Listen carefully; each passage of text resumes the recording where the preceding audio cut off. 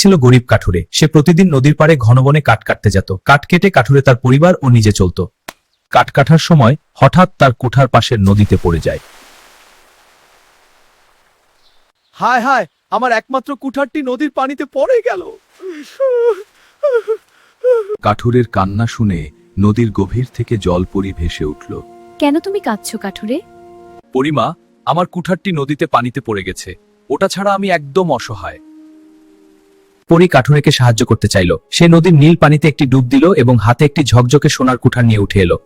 না না, এটি অনেক মূল্যবান, কিন্তু এটি আমার নয়। পরি আবার ডুব দিল এবং এবার একটি চকচকে রূপার কুঠার নিয়ে এলো। তবে কি এই রূপার কুঠারটি তোমার? না পরিমা, এটিও আমার নয়। আমার কুঠারটি সাধারণ লোহার তৈরি ছিল। পরি তৃতীয়বার ডুব দিয়ে একটি পুরনো লোহার কুঠার তুলে আনলো। সেটি দেখা মাত্রই কাঠুরের চোখে মুখে হাসি ফুটে উঠল। কাঠুরের সততা দেখে জলপরি মুগ্ধ হয়ে গেল। তুবহি, তুমি 3টি কুঠারই রাখো। ধন্যবাদ মহান জলপরি। কাঠুরে তার সততার জন্য অভাবনীয় পুরস্কার পেল।